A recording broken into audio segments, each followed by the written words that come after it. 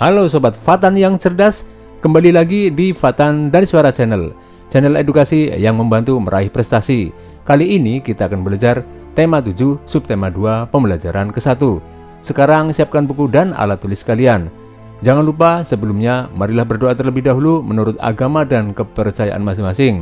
Semoga pembelajaran kali ini berjalan lancar dan menjadi ilmu yang bermanfaat. Sobat Fatan, apakah kamu memiliki seorang pemimpin idola? Siapa pemimpin idolamu? Apa yang telah diperbuatnya sehingga ia dijadikan pemimpin idolamu?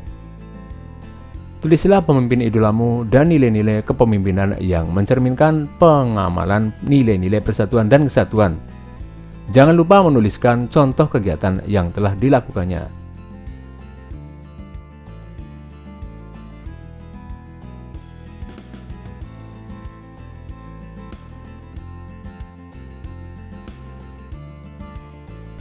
Diskusikan tulisanmu dengan tulisan teman satu kelompokmu.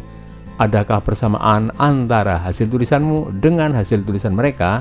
Gabungkanlah nilai-nilai kepemimpinan tokoh idolamu dan nilai-nilai kepemimpinan yang dimiliki oleh pemimpin idola teman satu kelompokmu. Pilihlah 3 nilai kepemimpinan dan contoh kegiatannya yang patut diteladani. Tuliskan 3 nilai tersebut pada kotak yang bertuliskan nilai dan tuliskan kegiatan yang telah dilakukannya pada kotak di sebelah kanan.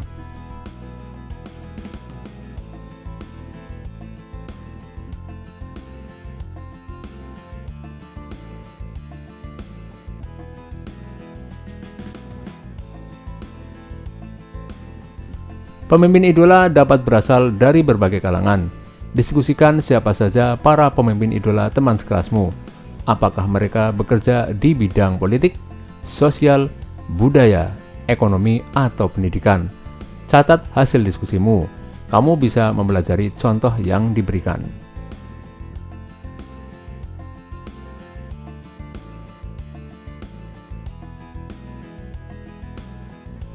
Pemimpin idola memiliki nilai-nilai yang terlihat dalam kegiatan kesehariannya. Sebaiknya kita banyak belajar dari para pemimpin yang menjadi pujaan atau idola kita. Kamu bisa menuliskan tokoh idolamu, lembaga tempatnya bekerja, tugas, dan manfaat kelembagaan pada tabel berikut. Perhatikan contoh yang ada sebelum mengerjakan tugasmu.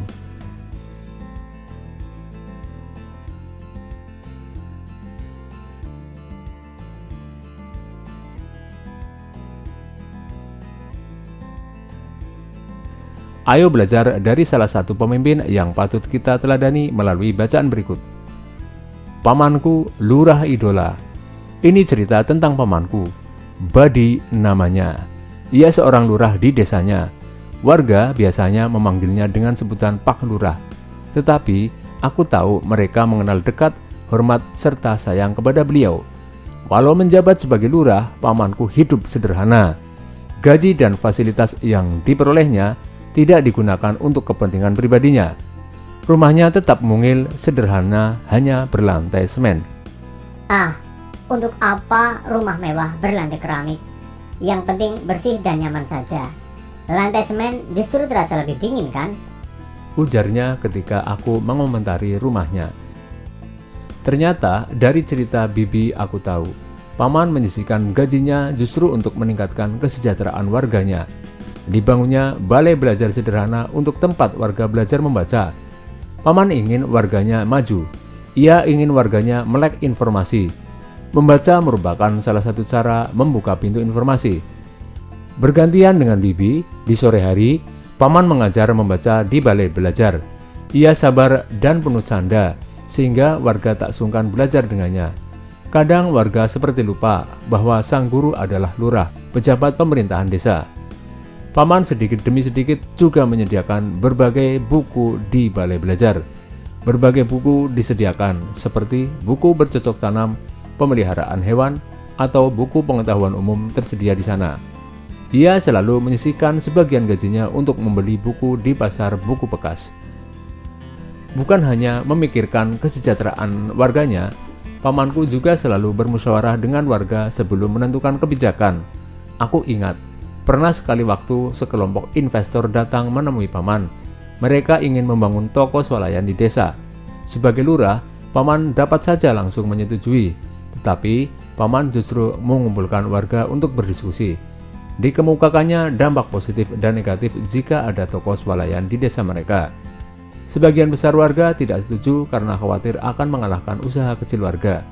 Warung dan pasar tradisional akan tersaingi. Tanpa ragu, paman pun menolak rencana pembangunan toko swalayan tersebut. Aku yakin banyak warga yang ingin dipimpin oleh lurah seperti Pak Badi, pamanku.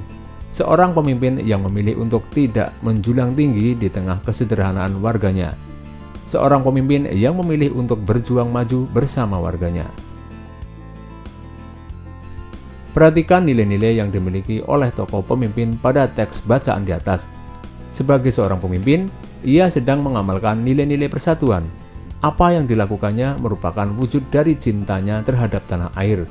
Berikut nilai-nilai yang terkandung dalam sila ketiga Pancasila, yaitu Persatuan Indonesia. 1. Sanggup dan rela berkorban untuk kepentingan bangsa dan negara apabila diperlukan. 2. Mengembangkan rasa cinta kepada tanah air dan bangsa. 3. Mengembangkan rasa kebanggaan berkebangsaan dan bertanah air Indonesia. 4. Mengembangkan persatuan Indonesia atas dasar Bhinneka Tunggal Ika. 5. Memajukan persatuan dan kesatuan bangsa. Apakah kamu telah menerapkan nilai-nilai persatuan? Tulislah contoh penerapan nilai-nilai persatuan saat kamu berada di sekolah. Jangan lupa sertakan manfaatnya bagimu dan lingkungan sekitarmu.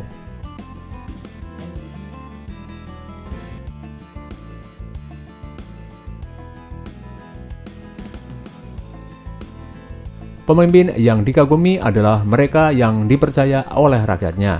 Mereka bekerja untuk kepentingan rakyat dan memikirkan nasib rakyatnya. Apa yang terjadi kalau pemimpin tidak amanah? Demikianlah pembelajaran kali ini Sobat Fatan. Marilah kita tutup dengan doa. Semoga apa yang telah kita pelajari bisa bermanfaat bagi kita semua. Jangan lupa untuk selalu menjaga kesehatan badan, menjaga kebersihan lingkungan sehingga kita terhindar dari penyakit. Sampai berjumpa kembali pada pertemuan berikutnya. Salam sukses.